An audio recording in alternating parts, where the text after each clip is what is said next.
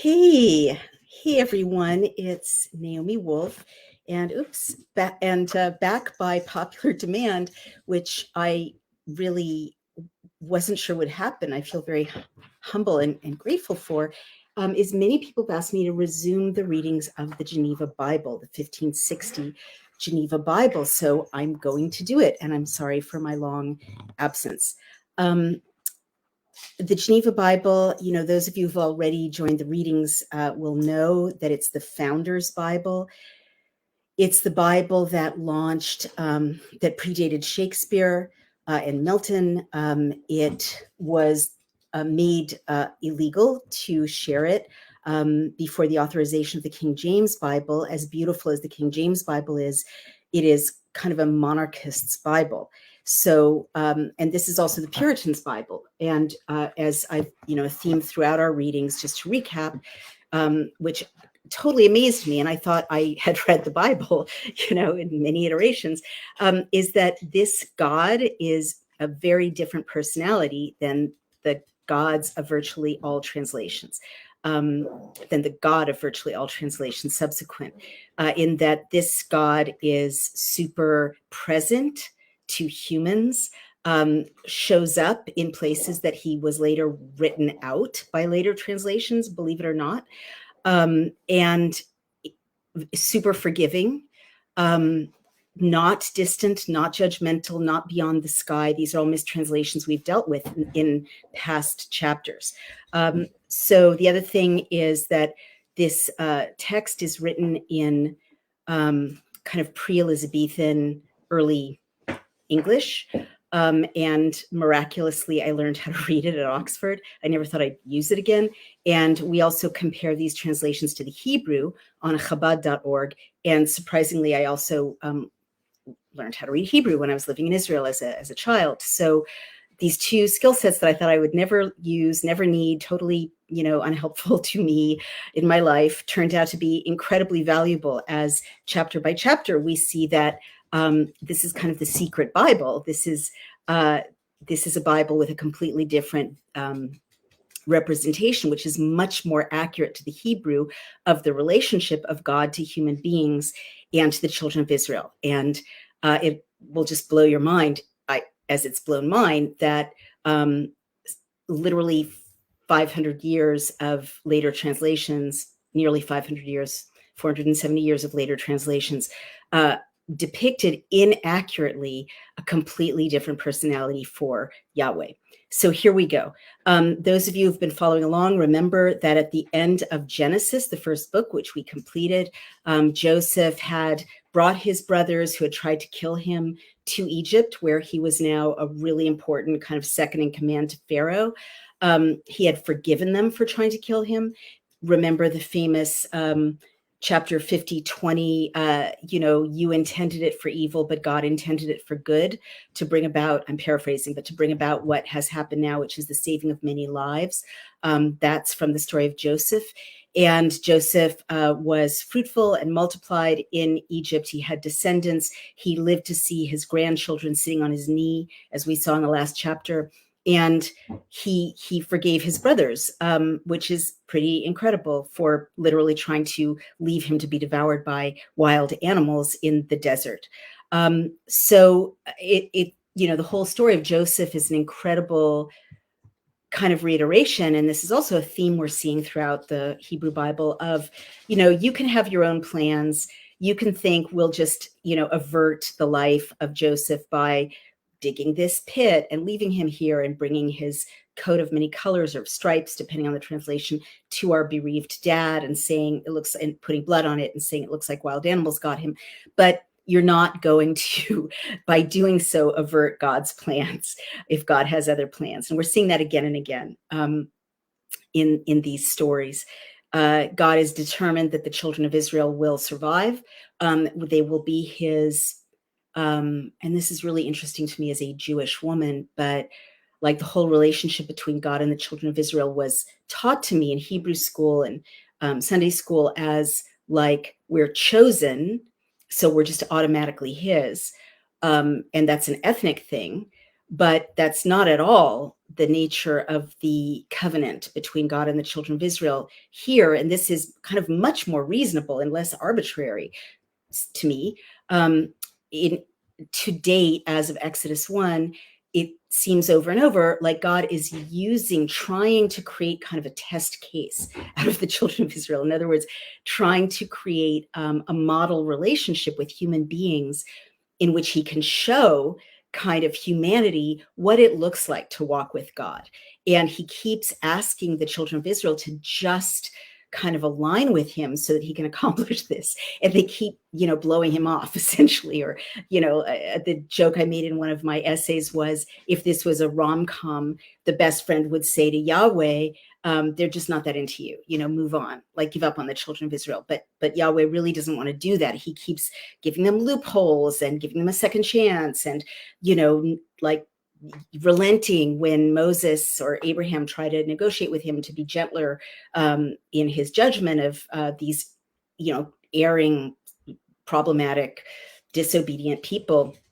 He wants it to work out, but he doesn't want to create descendants to exclude everyone else. He wants to create descendants to include everyone else. And that is really interesting to me, because one of the challenges I had with what I learned about Judaism, you'll have to forgive Loki being wanting to be part of this video as well, is that Judaism, I struggled with it being represented as exclusive, but in the Hebrew Bible, it is inclusive. You are supposed to include your servants who may not be Jewish. You are supposed to include the stranger in your land in sharing with them these beautiful rituals and ceremonies and celebrations of different aspects of the relationship with God that God is trying to teach the children of Israel. So here we go. The second book of Moses, called Exodus. And again, this is just to show you what the text looks like. This is the 1560 original edition. Quite difficult to read if you're not, look, he's adorable. Yes, he is. If you're not used to it, but it gets easier as you go along. And you can just follow along with me. Dan and Naphtali, Gad and Asher, and those are tribes. Oh, now these are the names of the children of Israel which came into Egypt. Every man in his household came there with Yaakov or Jacob, Reuven, Simeon, Levi, and Yehuda, Issachar, Zevulun, and Benjamin. And I'm giving you the tribes' names more in the Hebrew than in the English. Dan and Naphtali, Gad and Asher. So all these souls that came out of the loins of Yaakov, Jacob, were 70 souls. Joseph was in Egypt already. Now Joseph died, and all his brethren, and that whole generation. And that's what happened in the last chapter. And the children of Israel brought forth fruit and increased in abundance and were multiplied. And you hear that echo from Genesis of God saying, be fruitful and multiply. That's what God wants for us. And I stress that in a time of genocide, that's what God wants for us, not crazy, irresponsible misuse of God's providence, but for us to cherish our children, cherish our babies, be fruitful and multiply. And we're multiplied and we're exceeding mighty, so that the land was full of them. Then there rose up a new king in Egypt who knew not Joseph. And the note says he means the country of Goshen. And it also says he considered not how God had preserved Egypt for Joseph's sake, this new king. He didn't understand what Joseph had done for Egypt. And he said unto his people, behold, the people of the children of Israel are greater and mightier than we. Come, let us work wisely with them, lest they multiply.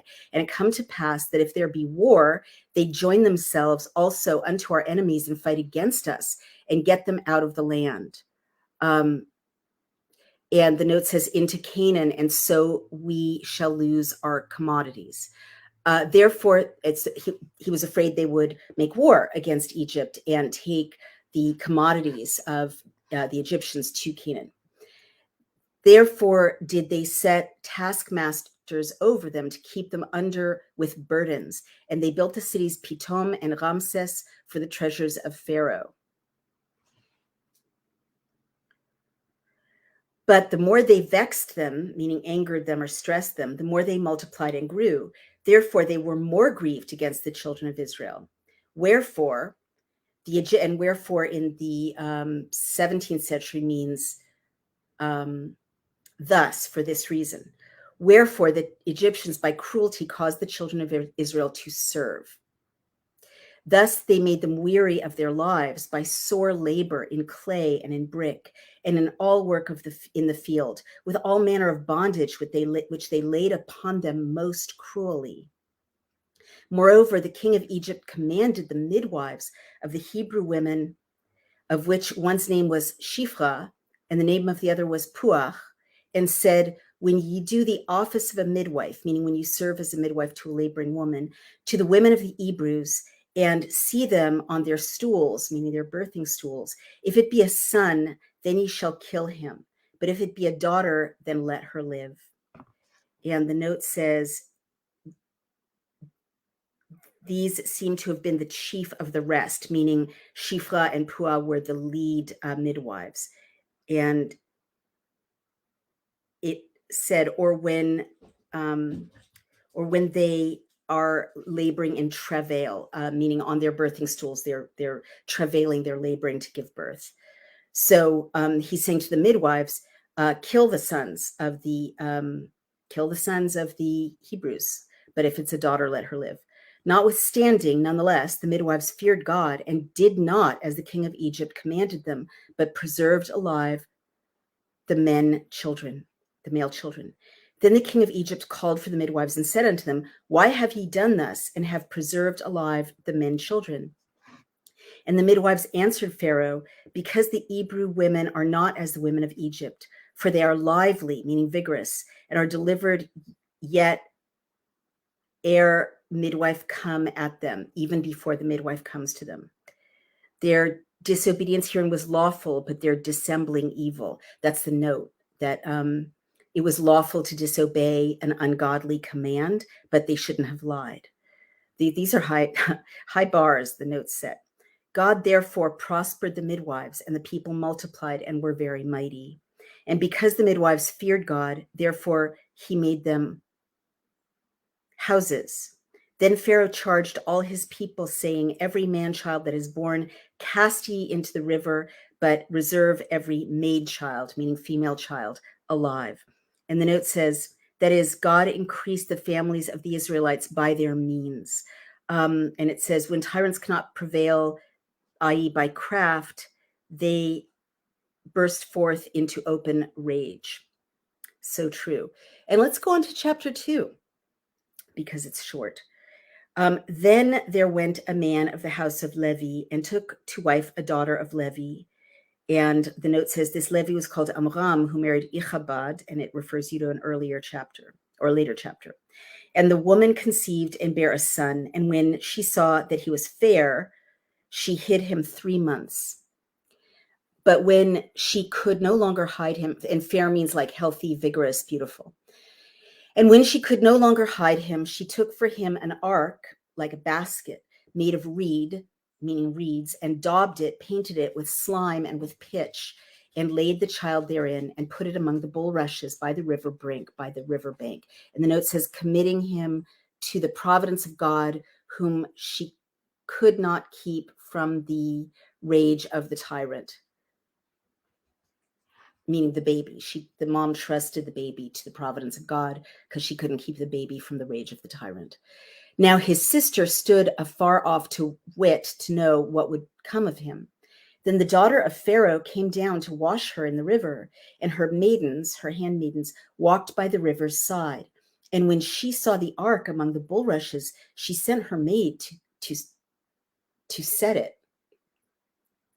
And she opened it and saw it was a child, and behold, the babe wept. So she had compassion on it and said, this is one of the Hebrews' children.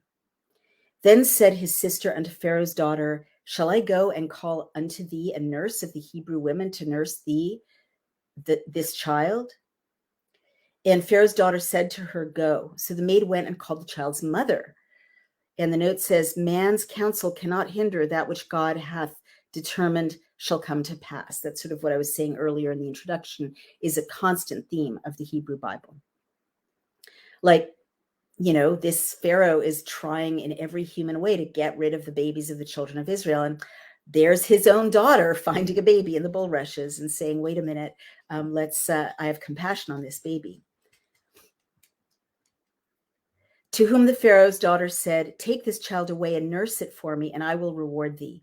Then the woman took the child and nursed him. His mom took him home and nursed him. Now the child grew, and she brought him, meaning the mom brought him unto Pharaoh's daughter, and he was as her son, and she called his name Moses, because, said she, I drew him out of the water. And in Hebrew, Moshe is the verb for to draw. Ani mashiti et tinok min hamayim. I drew the child from the water. Moshe. And in those days, when Moses was grown, he went forth unto his brethren, his brothers, and looked on their burdens. Also he saw an Egyptian smiting an Hebrew, one of his brethren, that was 40 years old when he was grown. And he looked round about, and when he saw no man, he slew the Egyptian and hid him in the sand. Again he came forth the second day, and behold, two Hebrews strove, they were fighting. And he said unto him that did the wrong, wherefore, why smitest thou thy fellow? Why are you smiting your fellow brother? And he answered, who made thee a man of authority and judge over us? Think you to kill me, as you killed the Egyptian, as thou killedst the Egyptian? Then Moses feared and said, certainly this thing is known. And the note says, being assured that God had appointed him to deliver the Israelites. That's why he slew the Egyptian. And then the note here says, though by his fear he showed in his infirmity, yet faith covered it. He was frightened and nervous, but his faith covered it. Now Pharaoh heard this matter and sought to slay Moses. Therefore Moses fled from Pharaoh and dwelt in the land of Midian, and he sat down by a well. And the priest of Midian had 7 daughters, which came and drew water and filled the troughs for to water their father's sheep. Then the shepherds came and drove them away, but Moses rose up and defended them and watered their sheep. And when they came to Reuel, their father, he said, how are you come so soon today? And they said, a man of Egypt delivered us, saved us from the hand of the shepherds, and also drew us water enough and watered the sheep. Then he said unto his daughters, and where is he? Why have ye so left the man? Call him that he may eat bread. And Moses agreed to dwell with the man, who gave unto Moses Zipporah, his daughter. And the note says, wherein he declared a thankful mind and would recompense every benefit done unto his. That's the dad, Reuel, being grateful and reciprocating. And she bore a son, whose name he called Gershom, for he said, I have been a stranger in a strange land. Then in a process of time, in due time, the king of Egypt died, and the children of Israel sighed for the bondage and cried, and their cry for the bondage came up unto God. They were enslaved. And the note says, God humbles his by affliction, that they should cry unto him and receive the fruit of his promise. Then God heard their moan, and God remembered his covenant with Abraham, Yitzchak, and Yaakov, Abraham, Isaac, and Jacob. So God looked upon the children of Israel, and God had respect unto them. And the note says, he judged their confessor, acknowledged them to be his. I think that's what it says. He judged their confession and acknowledged them to be his. So we'll stop there. We're now at chapter 3, Exodus 1. And let's take a look at what Chabad says. I just want you to note some echoes. And again, reading the Bible, the 1560 Geneva edition, and the Hebrew version is so amazing, because you see layer upon layer upon layer, pattern upon pattern. It's like an embroidery in which some things repeat. So if we were in a class right now, and I guess we kind of are in a class, I would ask you, what is the theme that you just heard repeat in those 2 chapters? And I'm sure that what you will recognize is a well, and you will recognize, I think it's for the 3rd time now in pretty short space of just the book of Genesis and the first two chapters of Exodus, a man has come to a well and helped a woman draw water to water the sheep. And then there's a father-in-law who brings in this strange man from another tribe into this dynasty, into this family, and he takes a wife. Tzipora, by the way, in modern Hebrew means bird. Tzipor is a bird. I'm not sure if in Hebrew of this era it meant tzipora, it meant a bird. I'll take a look.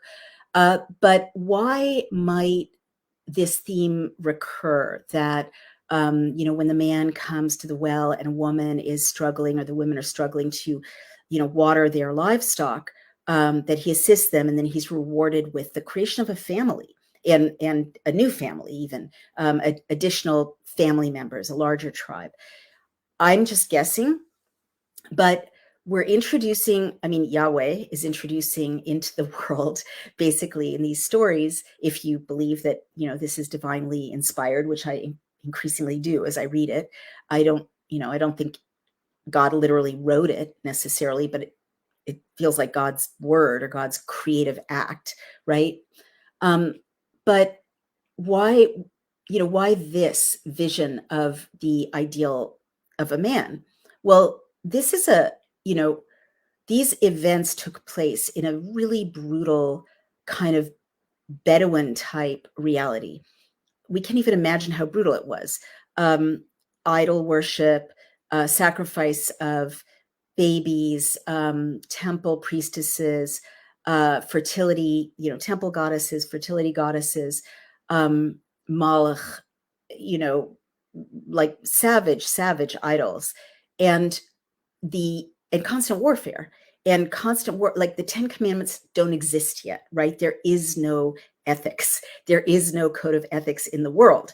There may be good people, but Malach and Asherah and Baal and other idols don't say things like, don't have sex with your sister, don't uncover your father's nakedness, take in the stranger, feed the widow. That's not happening in the world. That's not, religion like that doesn't exist yet.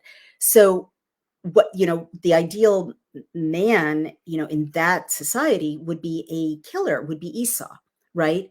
Or a cheater, someone who kills his brother or steals his brother's goods, without any hesitation.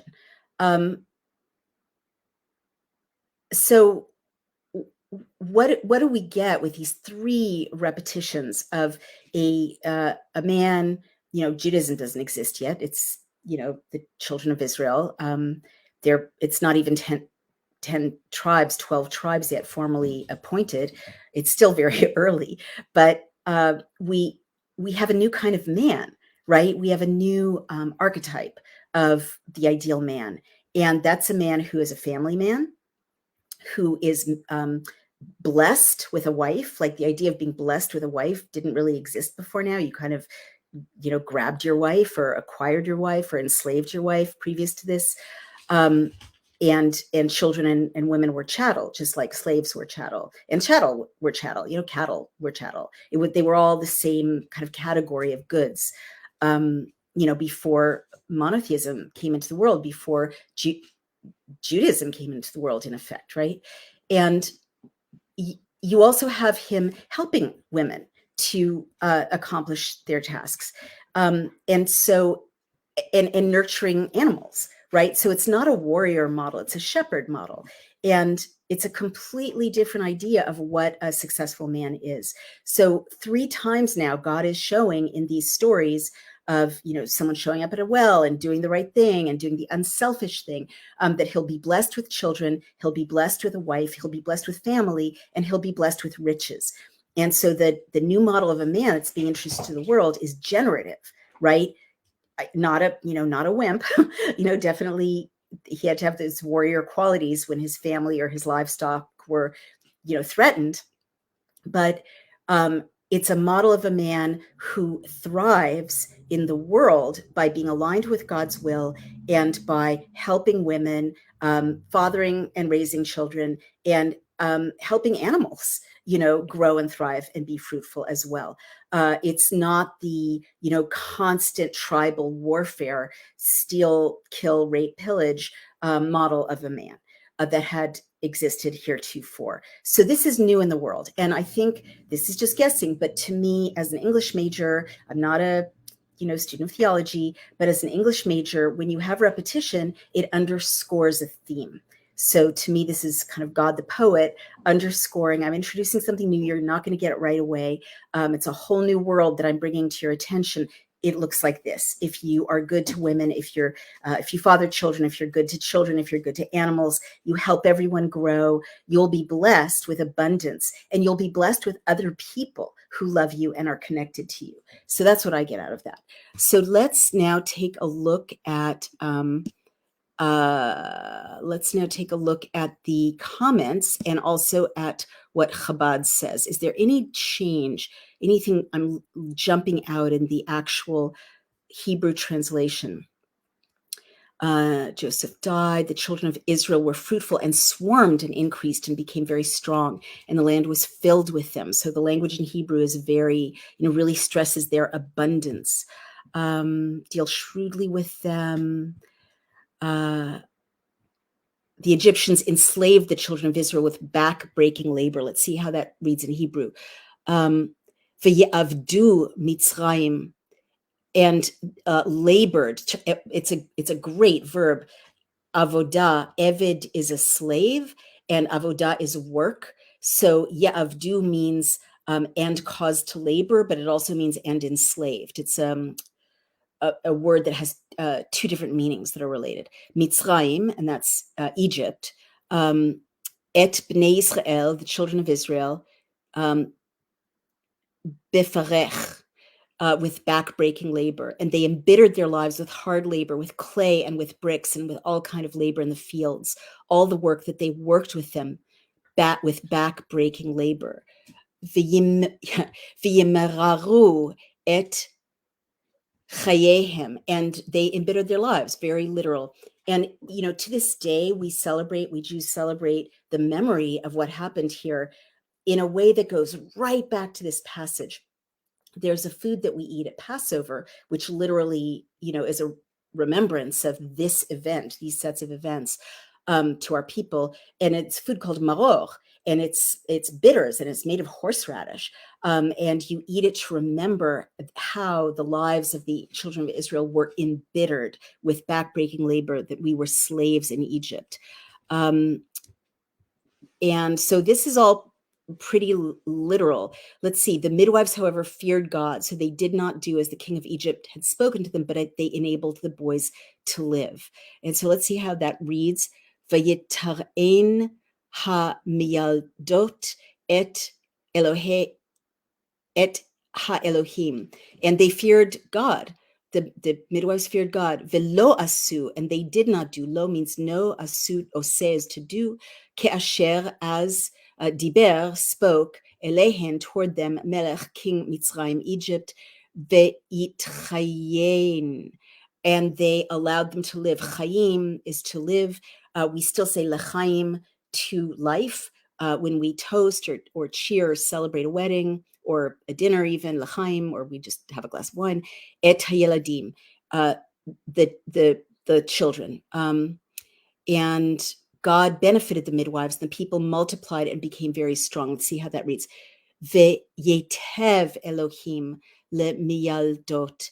Tov is good. So yetev is made good, benefited. That's a good translation. Elohim is God. Le'miyaldot is the midwives. And that's got the word yeled, child, embedded right in it. They are bechilding. That's what the word means. They're not midwives with the woman. They're enabling the child in Hebrew. V'yarev ha'am, and rav means many. Ha'am is the people. V'ye'atzmu me'od, and they etzem is actually etzem is bone. So v'ye'atzmu, it's translated as became very strong and multiplied. And it took place when the midwives feared God, that he made houses for them. That's so interesting. And this is an interesting difference in translation. Pharaoh commanded all his people, saying, every son who is born you shall cast into the Nile, and every daughter you shall allow to live. We didn't quite get that detail with the Geneva Bible. Let's see what it says in Hebrew. Vayetzav, and commanded Pharaoh. Now we have Pharaoh, literally Pharaoh, as opposed to Mitzrayim, which is the euphemism Egypt. Lechol amo, to all of his people. Lemor, to say, Kol haben, every son, veyilod, hayara, that will be born, hayara tishlechehu, throw him, literally, like, dump him. V'chol habat techayun, and every daughter, again, that root chayim, techayun, you'll allow her to live. That's incredible. So I think it's pretty literally translated. That's the end of the first chapter. And I'm looking at the second chapter we read, and again, it's quite literally translated. So this is interesting. When Moses was seeing the two men who were quarreling, the two Hebrews, one of them retorted, who made you a man, a prince, and a judge over us? Do you plan to slay me as you have slain the Egyptian? Moses became frightened and said, indeed, the matter has known. So in the Hebrew, the translation directly from the Hebrew, it's more than authority. It's prefiguring Moses' actual role. Vayomer, and said, mi samcha, who put you, lasim is to put, leish sar, as a man who is prince. Sar is literally prince, and we've heard that word before. The shofet, and judge, literally judge, aleinu, over us. Halehargeni ata emor omer ke'asher haragta, and he said, because you have murdered et hamitzri, the Egyptian, v'yireh Moshe, and Moses was frightened and said, vayomar achen noda, therefore noda, yodea is to know, it is known, hadavar, the thing. And you remember from earlier discussions, that word hadavar is amazing because it means thing and word. And in this case, it means thing. But in Hebrew, a word is also a thing. It's that words are that like concrete and powerful. So that's a really interesting difference in translation because that's exactly what Moses was going to become. As we'll see in a few chapters, he's going to become a prince over the children of Israel. In effect, he's going to become a judge, certainly literally over the children of Israel. And so the direct translation, the modern translation from the Hebrew, is more literal about the fact that the Hebrew shows a prefiguring than the Geneva Bible, which says, who made you an authority over us? So now let's look at the comments. Hi, Naomi, I hope you're well. I've been praying for you and Mark Stein. After your last reading, I bought myself a Geneva Bible 1560 facsimile edition, says Carolyn R. Carolyn R., you are a wonderful friend and supporter. I think I see you on more than one of my platforms. I'm so glad. And thank you. And I think that's really exciting that you bought it, and I hope you're enjoying it. And you say the Lord's mercy and compassion is apparent from the outset, right? It's so different a text. And you say Loki is adorable, and I agree. Loki, do you want to just join the fun, because you're we've read the Hebrew, we've read the English, and now we can have a puppy. Jordan Allen said, "Lol, your servants, supremacists, monotheism was a huge mistake." Interesting. I don't know what that means exactly. Let's see. So many comments. Yes, Carolyn says she needs a magnifying reading glass to read the margin notes. Me too. I've got to get a magnifying glass, because you see that I struggle with how tiny the notes are. And just so people can see what an object this is. And imagine the Puritans reading this. Let me hold it up to you. Those tiny, tiny words there are the margin notes. But just to remind everyone, it was the margin notes that were so revolutionary, as well as the chance for people who had never been able to read the Bible before it was in Latin, or they were illiterate, or there was no printing press. Now they could read the Word of God directly for themselves. So that was revolutionary and changed society and empowered people like the Puritans to think we have a right to build a, whole society committed to God. We'll cross the ocean, we'll start over. But also the margin notes, which are so down to earth. I think they also help to create this revolution in consciousness, because it's not a priest or a minister standing, or a rabbi, standing between the reader and God. These very matter-of-fact margin notes are kind of creating lessons out of the text that are relevant to every day. And we're in the country, so Loki in the background is running around because he he hears animals, and he's very excited to be back in the country. All right, Kevin Montgomery says, awesome, watching from England, welcome. You handled Parat well, by the way, thank you. Shine the light. Speaking of infants, Jewish tradition of circumcision is cruel and child abuse. That is certainly something we can discuss another time, I think, on its own podcast. I think from a modern point of view, circumcision is cruel and child abuse. And a lot of people think that these days.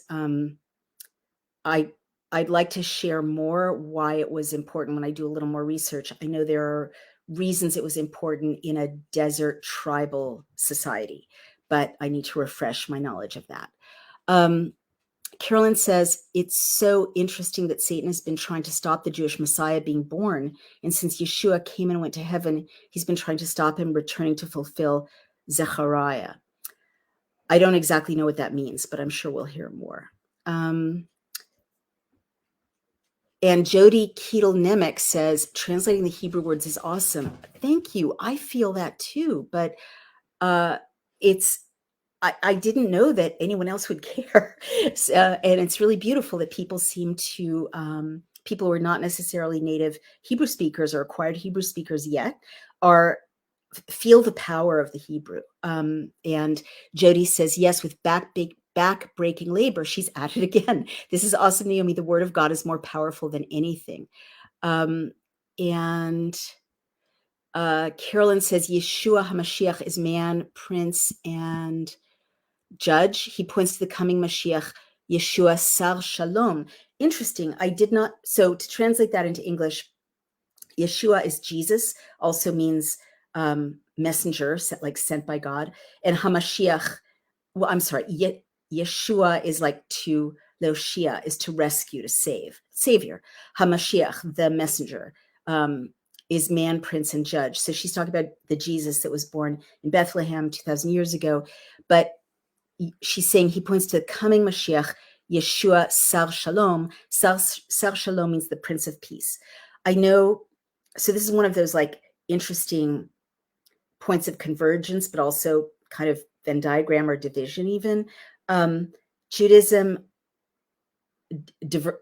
diverged from Christianity, of course, in the 1st century CE, 2nd century CE, after Jesus's death. Obviously, Jesus was Jewish. There was no such thing as Christianity when Jesus was alive. And so Jews in the rabbinic tradition don't believe that Jesus is the Messiah. I'm actually, just to share, I'm actually starting to feel like God has such an intimate relationship with people in the Hebrew Bible, and shows up when people are wrestling or they can't sleep, or when a handmaiden is about to die in the desert and her baby is thirsty. I don't see why Yeshua, born in Bethlehem, couldn't be specially sent by God. It seems completely in alignment with all the things God does for humans in these chapters we've read so far. I'm not saying that makes me a Christian. I'm just saying it doesn't seem weird, given the personality of God, that he would try all these things to connect with human beings.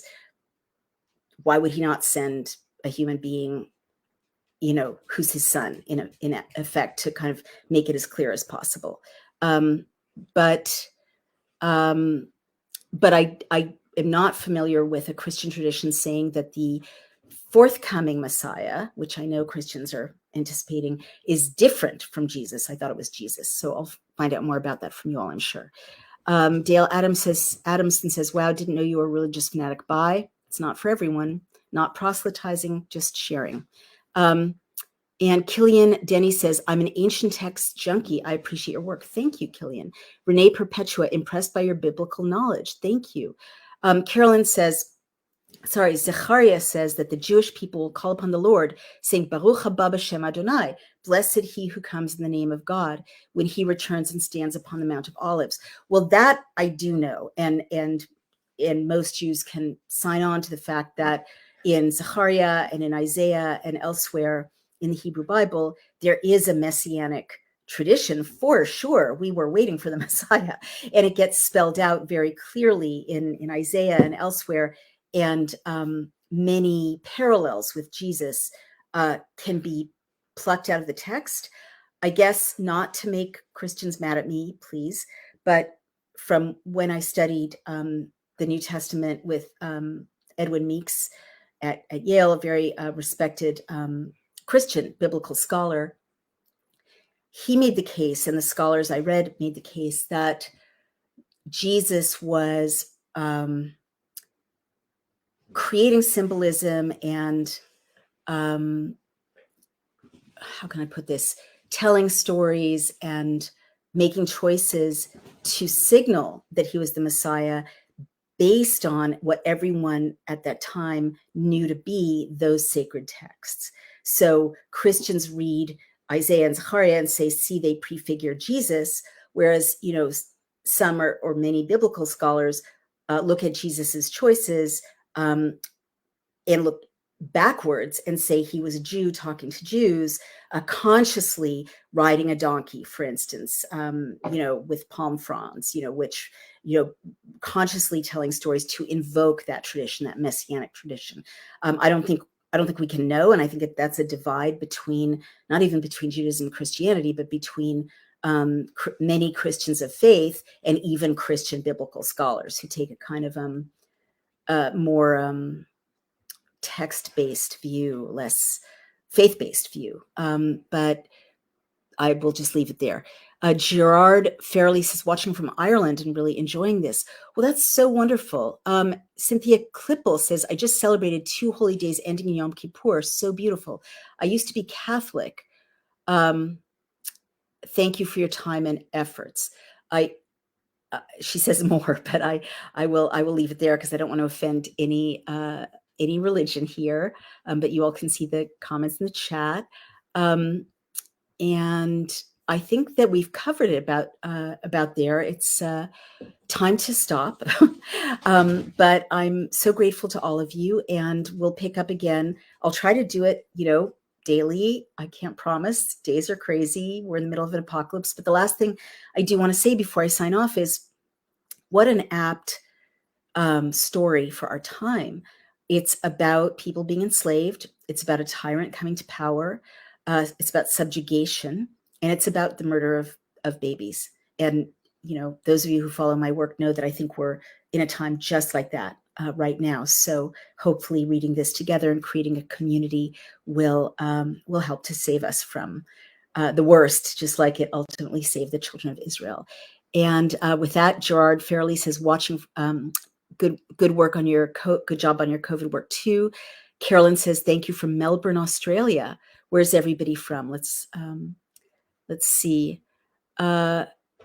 Carolyn says, interesting. A Jewish believer doesn't need to become a Christian. The Jewish Messiah came to the Jews first, and the Jewish people recognized him from the timing given by Daniel, his 70th week prophecy. I mean, many of all the followers of Jesus, except for the Samaritans, were Jews. So that's certainly true initially. Grapevine, Texas, says Jody Nemec. Toronto, Ontario, says Go Ask Alice. So we've got a global community here. Nad Nadira, she is Jewish and was a very liberal Jewish woman, but all of a sudden she's a rabbi. Not a rabbi, just a reader.